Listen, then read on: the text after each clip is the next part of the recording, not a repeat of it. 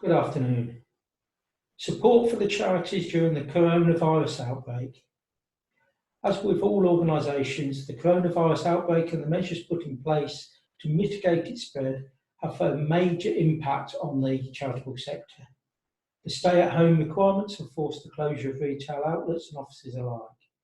Economic uncertainty has seen individuals and businesses review their finances and cut out what they consider to be unnecessary costs, including their charitable donations.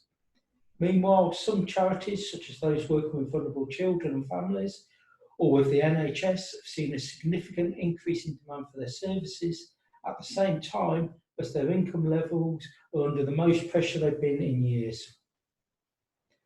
Just as is the case for the private sector counterparts, charity employers can furlough workers and claim a grant of up to 80% of their usual salaries, capped at £2,500, plus employers' national insurance contributions and auto-enrolment pension contributions. Furloughed workers remain on an employer's payroll but cannot carry out any work for the employer during that time. In the charity sector, this means that they can't go back as a volunteer having been furloughed. The Coronavirus Job Retention Scheme runs retrospectively from 1 March 2020 for an initial period of 3 months and is available for all employees on a PAYE payroll as at the 28th of February 2020. The difficulty that charities will face with the Coronavirus Job Retention Scheme is that it prevents staff from engaging in fundraising activities and in delivering the charity's core services, meaning it may be inappropriate in certain circumstances. The Chancellor, Rishi Sunak, announced a package of funding worth £750 million to support charities during the crisis. From this funding, he pledged £370 million to go to smaller charities, the unsung heroes in many villages, towns and cities, and including some through a grant to the National Lottery Community Fund. Government departments will also be given the power to allocate a further £360 million to charities providing essential services and supporting vulnerable people. This is including £200 million of dedicated funding for hospices. The Government and Charity Commission have asked that trustees consider what are their short, medium and long-term priorities to see whether funds for projects, spends or activities can be stopped or delayed to prevent organisations using up all their reserves or restricted funds. However, the Charity Commission has said that reserves can be used to help with unexpected events like those unfolding at present. Charities should also consider which funds and assets have limits on their use. Those funds used internally that have been put aside for a specific purpose could be redeployed to cover an urgent requirement. However, where a fund is restricted to a particular and defined purpose, such as a particular appeal or a permanent endowment, then the charity may not be able to use it for any other purpose other than which it has been intended. In some circumstances, charities may be able to amend these restrictions. However, this should only be considered if all other options have been exhausted already.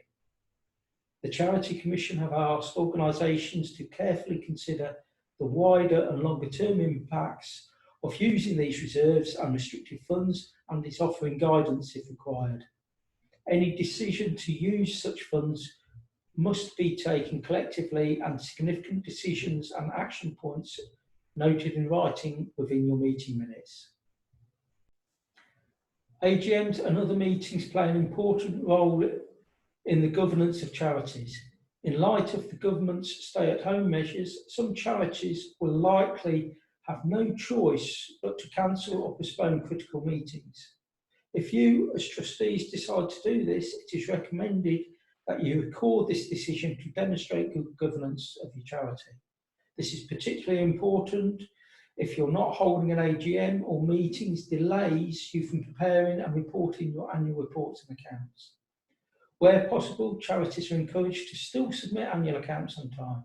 However, in response to the current situation, where a charity has an imminent filing date and cannot complete their annual reports or accounts, the Charity Commission has asked that they contact them on 0300 066 9197.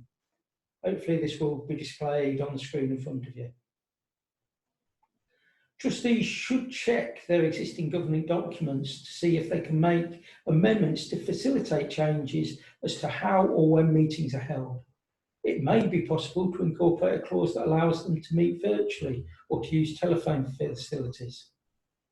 If no clause currently exists and charities wish to make use of these facilities immediately, the Charity Commission recommends that charities should record this decision in writing in order, again, to demonstrate good governance. The decision can be ratified retrospectively.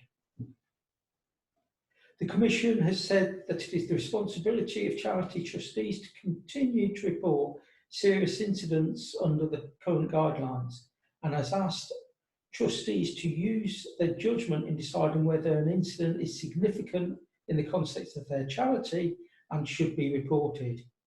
These reportable incidents are ones that place individuals at risk or incidents that have a significant impact on a charity's operations, which will be prioritised once submitted by the Charity Commission.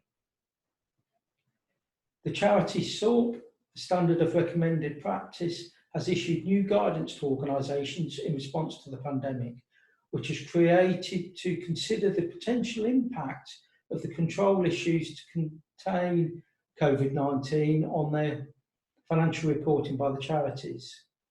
It is also there to explain how the charities have looked after their beneficiaries during this time.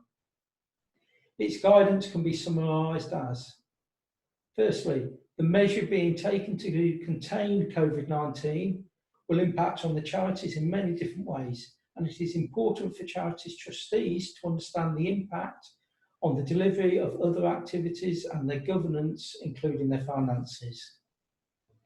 Where a charity is preparing a set of accounts and these have not yet been approved, trustees should consider whether information needs to be included to explain the impact of COVID-19 on their charity. Changes may be needed to the financial statements as a result of the COVID-19 situation, and trustees must understand and also consider these. Charities should keep up to date with developing guidance from the relevant charity regulator in their jurisdiction. All these issues are just a brief indicator as to the type of things that have impacting on the charity sector, but always seek advice is the best approach.